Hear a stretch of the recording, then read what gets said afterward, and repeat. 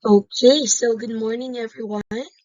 Sa umagang ito, tatalakayin natin ang Unit 8, kasaysayan ng wikang pambansa, pagsasarili hanggang kasalukuyan. So ngayon makikita ninyo sa screen, ito ang mga talaan ng nilalaman. Aralin 1, ito ay Tagalog bilang batayan ng wikang pambansa. Aralin 2, Filipino bilang wikang pambansa, start sa letter P. Aralin 3, naging Filipino bilang wikang pambansa. At aralin 4, maging kasalukuyang sitwasyon ng wikang pambansa. Sige, tatalakayin natin ulit ang tungkol sa wikang pambansa dahil ito ay nakasentro sa talakayan. Pag sinasabi nating wikang pambansa, ito ay ang wikang ginagamit ng mga mamamayan ng isang bansa. Ito ay ginagamit sa pakikipag-ugnayan, pakikipagtalastasan at pakikipag-usap o pagbibigay ng impormasyon. Maring ito rin ang opisyal na wika ng isang tiyak na estado na pinagtibay ng pambansang pamahalaan o ng lehislatura ng isang saligang batas. So, hindi siya nagiging wikang pambansa kung hindi ito ipinatatag gamit ang saligang batas. So, merong tiyak na estado na pinagtibay ng pambansang pamahalaan o lehislatura ng isang saligang batas. Kaya siya tinatawag na wikang pambansa. So hindi natin may pagkakaila na dumaan sa masalimuot na proseso ang kasaysayan ng wikang pambansa ng Pilipinas. Mula sa panahon ng pananakop ng mga dayuhan hanggang sa panahon ng pagsasarili.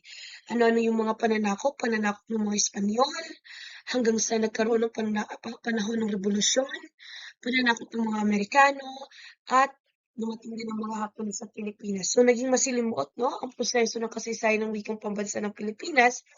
At kahit gano'n, ang wikang pambansa ay patuloy na nililinang. Pag sinasabi nating nililinang, ito ay patuloy na pinag-aaralan, isinasaayos, upang mas maging maunlad o mas maging epektibo ito gamit sa pakikipagkomunikasyon upang manatiling wika ng pambansang pagkakaisa hanggang sa kasalukuyan. Tungkulin ito magsilbing simbolo ng pagkakaisa at pagkakakilala ng mga mamamayan. Plus, isa dito ang pinaka-sumisimbolo talaga sa wika, no? Hindi mawawala doon ang pagkakaisa at pagkakakilanlan ng mga mamayan dahil ang wika ay salamin ng ating kultura at dahil sa wika nakikilala tayo bilang isang Filipino. Very good. So, patuloy tayo sa unit na ito. Tatalakayin natin ang wikang Tagalog bilang batayan ng wikang pambansa. Pag sinasabi nating Tagalog, isa-isip agad natin na ito yung naging batayan ng wikang pambansa hanggang sa naging Pilipino na letter F at letter P at Filipino bilang wikang pambansa sa kasalukuyang sitwasyon ng wikang pambansa. Okay. So patuloy tayo. Aralin 1, Tagalog bilang batayan ng wikang pambansa. Mahalagang maintindihan ang kasaysayan ng wikang pambansa kung paano ito nagsimula bilang Tagalog na naging Filipino, which is nag-start sa letter P, at ngayon nga ay Filipino na patuloy na nililinang hanggang sa kasalukuyan. So, ang Pilipinas ay isang kapuluan, kaya magkakaiba ang katutubong wika na ginagamit sa iba't ibang bahagi. Dahil alam natin ang Pilipinas ay mayaman sa unang wika o katutubong wika na ginagamit sa iba't ibang bahagi nito. Kaya paano nabuo ang konsepto ng wikang pambansa at paano kaya lumitaw ang Tagalog bilang batayan sa pagbuo nito? So mamaya malalaman natin bakit ang wikang Tagalog ang naging, paano siya lumitaw, paano na discover ang wikang Tagalog bilang batayan sa pagbuo nito. Sige. So, ang Pilipinas ay isang archipelago, kaya marami ditong umiiral na katutubong wika. Noong panahon ng pamahalaang Commonwealth, naging suliranin ng Pangulong Manuel L. Quezon kung paano madaling magkakaintindihan ng mga Pilipino sa buong kapuluan. So, saan nagsimula, class? Naging isa siyang suliranin. Pag sinasabi natin suliranin, naging problema ni Pangulong Manuel L. Quezon kung paano kaya, sa isip niya, paano kaya Ano kayang gawin natin para mas madaling magkakaintindihan ang mga Pilipino sa buong kapuluan? So, mayroong kahirapan 'no, sa pagkakaintindihan sa panahon na yun. So, matapos niyang dumalo sa isang pulong panrehiyon na bawat delegado ay may kanya-kanyang katutubo. Just imagine na nagpupulong sila, so may bawat delegado or may bawat tao na may kanya-kanya silang katutubong wika.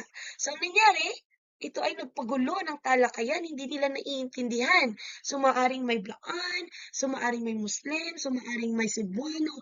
So, hindi pa nila gano'n naiintindihan o natututunan ang iba't ibang katutubong wika. Unlike ngayon, no? Pwede na tayong makaintindi ng Muslim. Meron tayong mga salita na naiintindihan natin sa Blaan dahil natututunan na natin ngayon. So, sa panahon nila, nagkaroon ng problema. Naging suliranin kay Pangulong Manuel L. Quezon ang problema sa wika. So, ang nangyari, na nagpagulo ito ng talakayan, minabuti ng Pangulo na magkaroon ng isang pambansang wika. Dahil sa nagkaroon ng problema, doon nag-arise yung desire ng Pangulo na magkaroon ng isang pambansang wika. So, malaki ang ambag ni Pangulong Manuel Quezon, no? Sa panahon niya, nagsimula na nag-desire tayo na magkaroon talaga ng pambansang wika. Dahil upang tayo ay magkakaintindihan. Okay. So class, ngayon naman ayon sa artikulo, ah, 13, section 3 ng Saligang Batas ng 1935, ang Pambansang Asembleya ay gagawa ng mga hakbang tungo sa pagpapaunlad at pagpapatibay ng isang wikang pambansa na batay sa isa sa mga umiiral na katutubong wika hanggang hindi natatandaan ng iba ang batas, ang Ingles at Kastila ay patuloy na gagamiting wikang opisyal. So, sa mga panahon na 'to, ano pa muna ang ginagamit? Ang Ingles at Kastila ang patuloy na gagamiting opisyal na ayon sa artikulo 13, section 3 ng Saligang Batas ng 1935. So, yun yung nangyari. So, nagkaroon na ng batas, no? So, nagkaroon na ng proseso. So, makikita natin dito, kakaroon na ng proseso sa pagtuklas, no, para upang magkaroon tayo ng pambansang wika. Okay.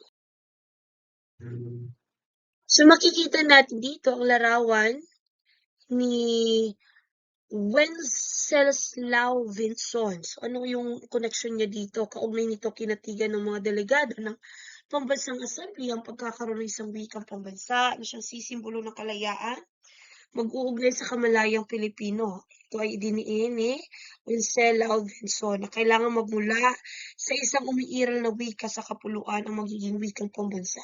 So, just imagine na may iba't ibang katutubong wika, kasali na roon ng Tagalog. So, doon nila inaral, no, kung ano yung mas umangat na wika. Mas naiintindihan ng sambayanan. So, ayon sa kanya, magkakaroon ng isang wika daw, pambansa, na siyang sisimbolo ng kalayaang mag-uugnay sa kamalayang Pilipino. Isa yan sa kahalagahan ng wika, no? Ito ay sumisimbolo ng kalayaang mag-uugnay sa kamalayang Pilipino. Nagkakaroon tayo ng ugnayan sa bawat isa kung meron tayong wikang pambansa. Alright? Natin makikita noong Nobyembre 13, 1936,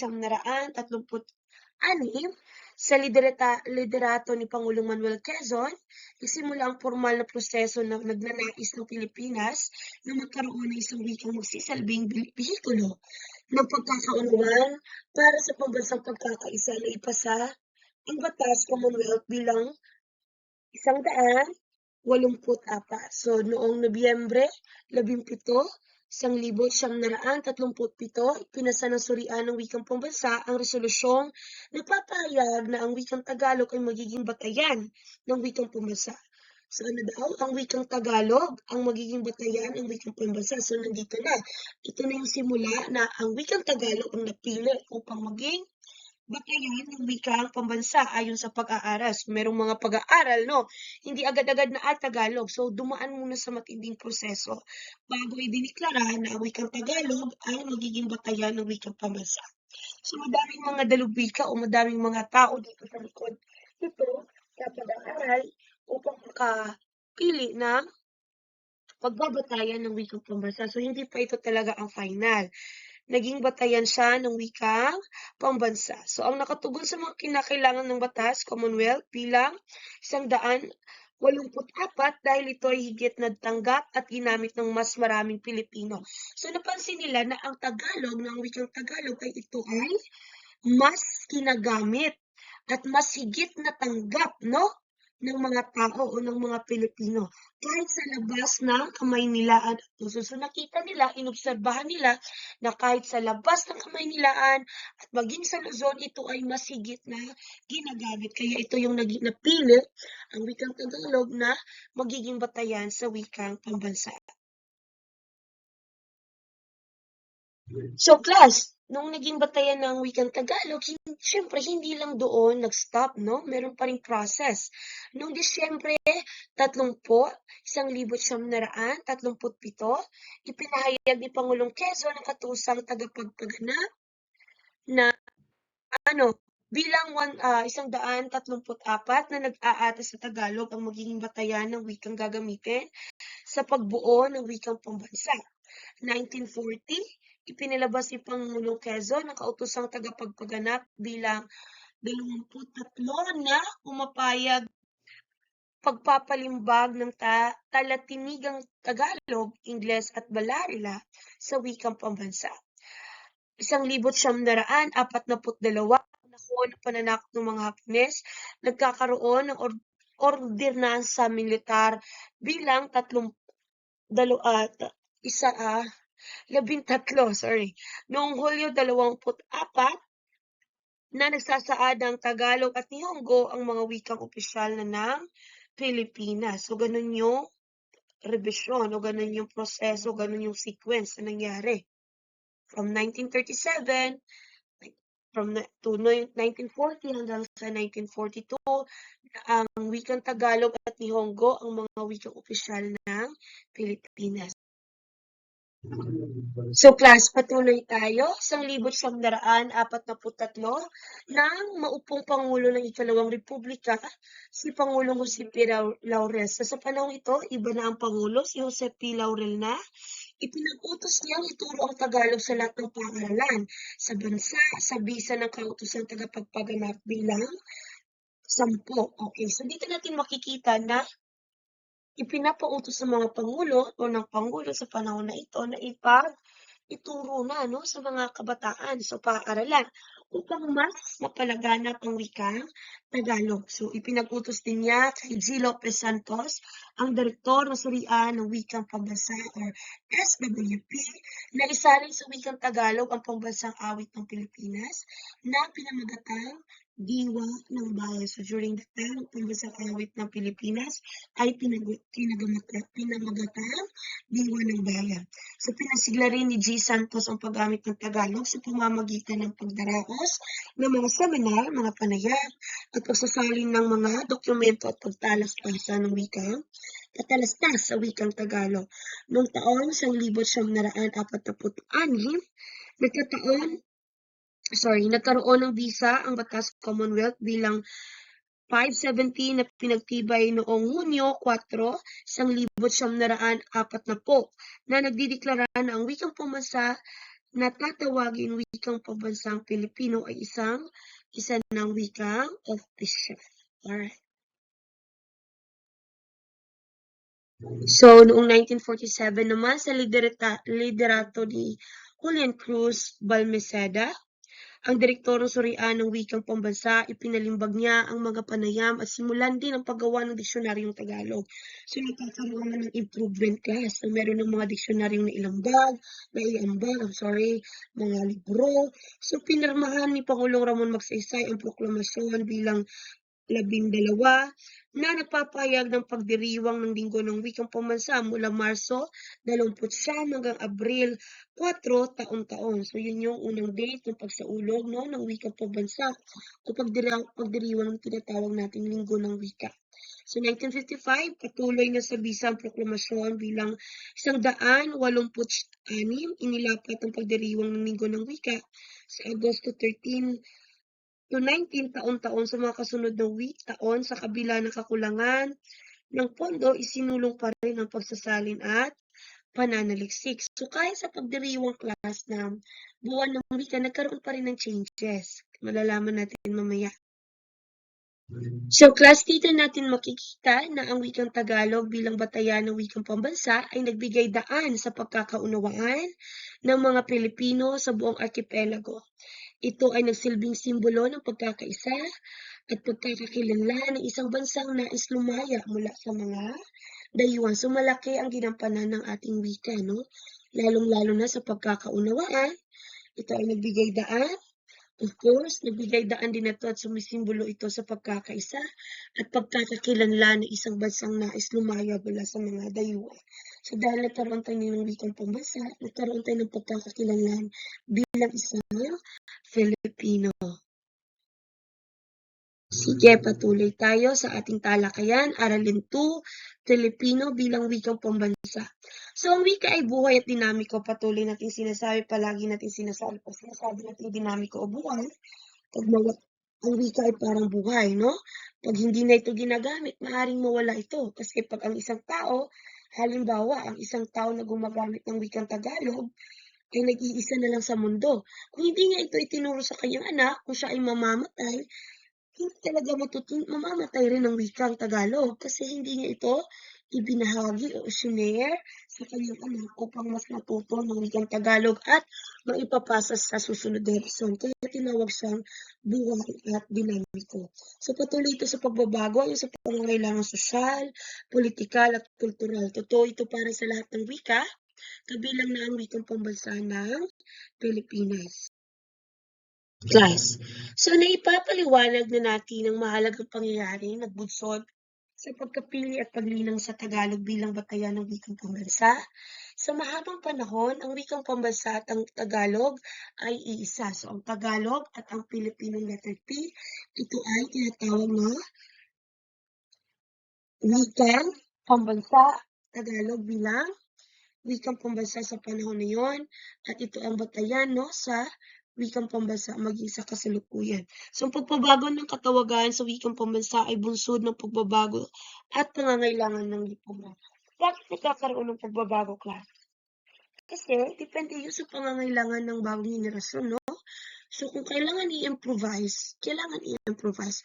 Kung kailangan may mga madiskubre ka na pwedeng makatulong sa pag-unlad ng wika, kino-consider yon. Pero meron pa rin proseso na pinagdadaanan. Okay. So class, tatalakayin natin ngayon ang mahalagang pangyayari sa pagkabuo ng wikang Pilipino bilang wikang pambansa.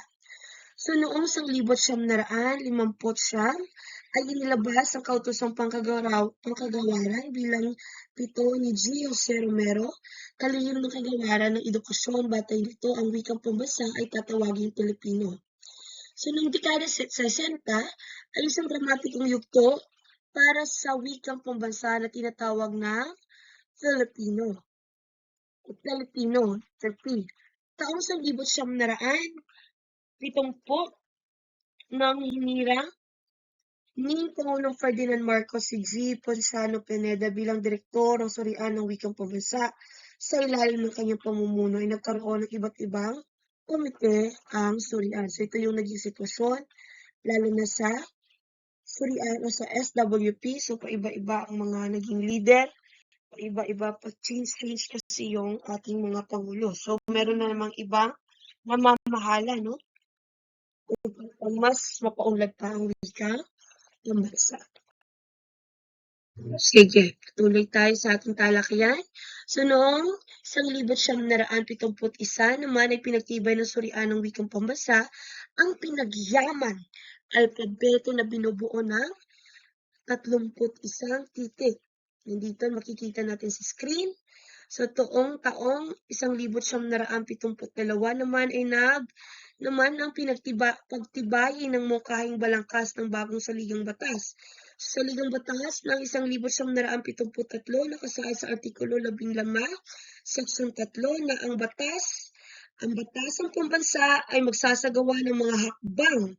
So patuloy pa rin yung paggawa nila ng mga hakbang tungo sa pagpapaunlad at formal na paggamit ng isang panlahat na wikang pambansa na tatawagin o kikilalaning Filipino. So patuloy pa rin yung pagtumpang ng mga hakbang upang mas mapaunlad pa po ang wikang pambansa.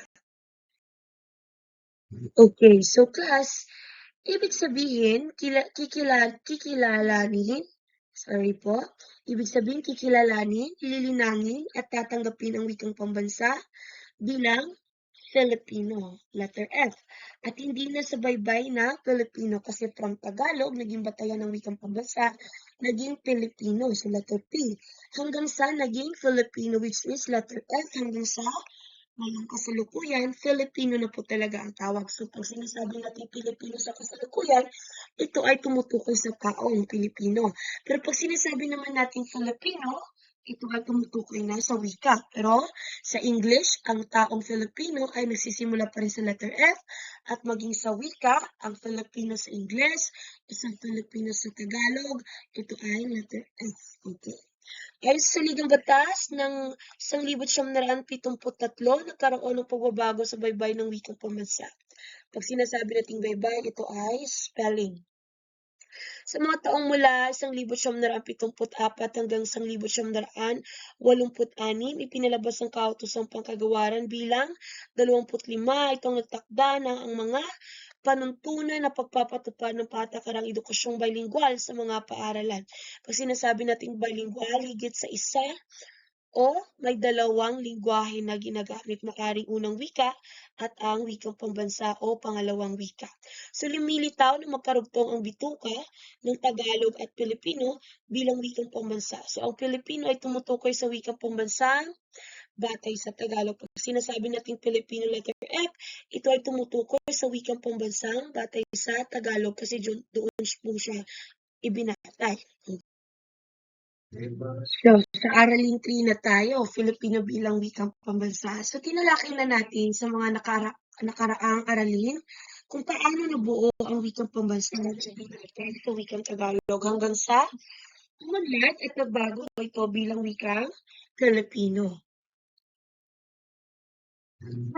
So class, patuloy na ginamit ang Filipino bilang wikang pambansa sa kabila ng kawalan o kakulangan ng probisyon during that time. Sa paglinang, at pagpapaunlad nito. So nanatili itong wikang pambansa hanggang pagtibayin ng saligang batas ng 1987. Matatandaan na sa saligang batas ng 1973 nakasaad sa Artikulo 15, Section 3 ang ganito. Ang batas ng pambansa ay magsasagawa ng mga hakbang tungo sa pagpapaunlad at formal na paggamit ng isang panglahat ng wikang pambansa na tatawagin o kikilalaning Filipino.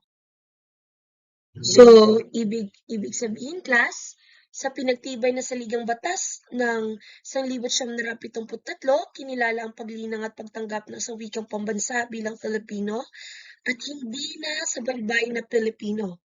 So, ang pagbaybay sa nung mga nakaraang tinalakay natin ay Pilipino. So, nagkaroon ng changes, naging Filipino na, letter F na. Hindi na Filipino na letter P. So, lalong pinalakas at pagtanggap sa Filipino bilang wikang pambansa ng pagtibay ng saligang batas ng 1987. Sa saligang batas 1973, nagkaroon ng pagbabago sa katawagan sa wikang pambansa. Okay. Okay.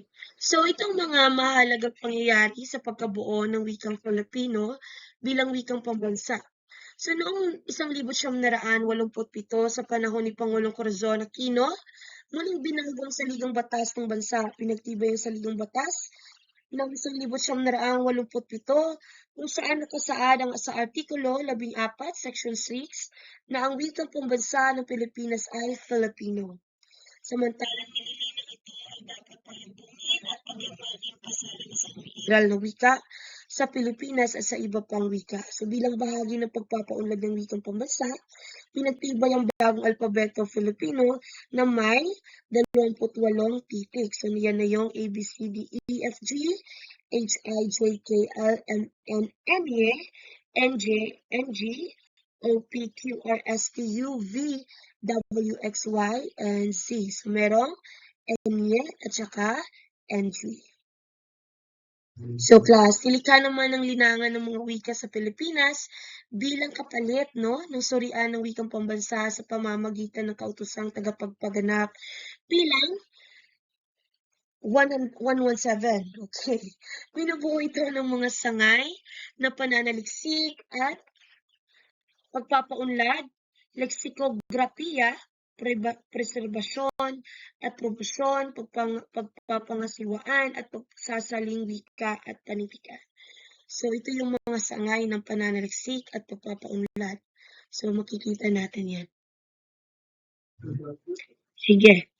Taong 1988 ay nang pinirmahan ng ang Atas Tagapagpaganap bilang 335 na nag-aatas sa lahat ng departamento, ahensya, kawanihan at tanggapan ng pamahalaan na magsagawa ng kinakailangang hakbang para sa layuning magamit ang Pilipino sa mga opisyal na transaksyon, komunikasyon at korespondensya ng mga katulad nito. Okay. Noong 1991 naman, nilikha ang Batas Republika bilang 7104. Sa pamamagitan nito ay nalikha ang Komisyon sa Wikang Filipino o KWF na siyang kapalit ng linangan ang wikang pambansa ng Pilipinas. So, nagkaroon din ng changes, no? So, naging Komisyon sa Wikang Filipino 1991. Taong 1992, nang binigyan ng definisyon ng o kahulugan ng Filipino, isinagawa ito sa pamamagitan ng resolusyon bilang 1292. Sinusugan naman ito ng resolusyon bilang 96-1 noong 1996 ayon dito. So, ang Filipino ay katutubong wika na ginagamit sa buong Pilipinas bilang wika ng komunikasyon ng mga pangkat etniko. So, taong 1994 bilang pagtugon sa Batas Republika bilang 7104 ay tinatawag ng KWF ang pagrehiyong sentro sa wikang Filipino sa bawat etno-linguistikong rehiyon na nakabatay sa isa pang estado, pamantasan o kolonyo sa pagpapatupad sa lahat ng programa ng KWF.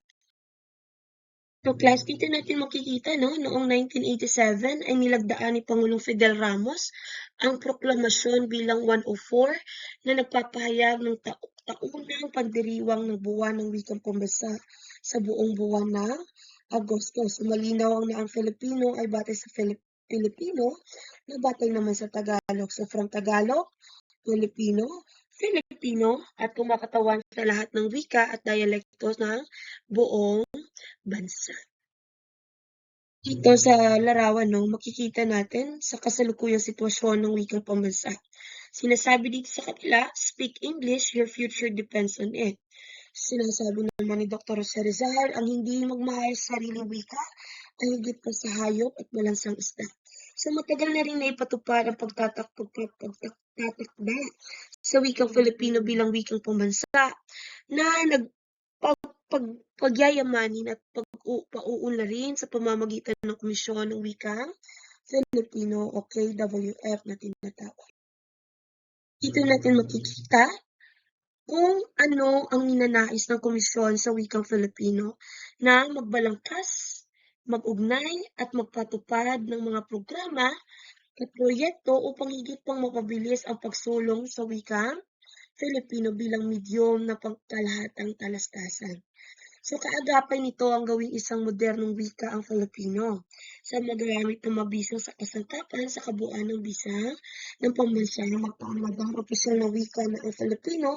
So, mas marami pang mga pag-aaral kung paano pa ito mas maging mapaunlad, no? Mas mapaayos upang maging epektibo sa paggamit ng sa pagkalahatang talastasan. Very good. As makikita natin dito, no? Maliban sa mga dalubika, lahat tayo ay nahihirapang gumamit o magsalita ng purong Filipino, lalo na sa pag-aangkop ng mga teknikal na kaisipan o ideya at salitang hiram mula sa Ingles. Bagaman, patuloy na umuunlad ang wikang Filipino. So, nananatili pa rin suliranin ang linaw na pamantayan o standardisasyon nito at ang pangingibabaw ng wikang Ingles. Kasi sa panahon natin ngayon, mas marunong ka tayo mag-English, di ba? Mas pinag-aaralan pa natin how we speak English.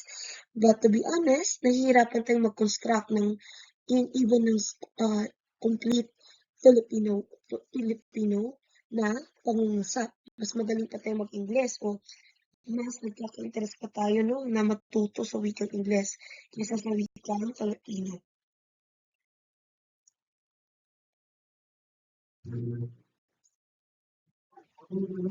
So ito ang linaw na pamantayan no, para upang maging standard no, ang wikang Filipino.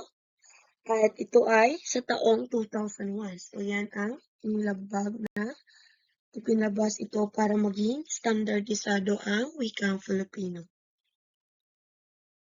Taong 2009, nagpalabas ang bagong pamumunuan ng Komisyon sa Wikang Filipino ng gabay sa ortografiyang Filipino sa pagnanais na lalo pang mapabuti ang wikang Filipino. Masusing pinag-aralan ng KWF ang mga dating ortografiyang Filipino. Ito ang naging resulta ng 3 taong pananaliksik para gawing intelektualisado ang wikang Filipino.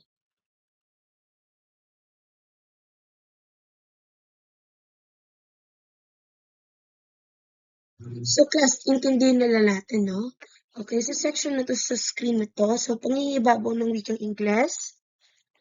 Sa mga saliraming kinakarap ng wikang Filipino, bumabangon ang tanong na kung dapat na bang gawing lingua franca ang ng mga Pilipino ang Ingles. Para sa mga dalubhasa, mas mabuti kung sa katutubong wika natuto ang mga bagong kaalaman. Ang mga tao, pinatutunayan ito ng Thailand at Japan na hindi umaasa sa dayuhang wika upang makamit ang kaunlaran.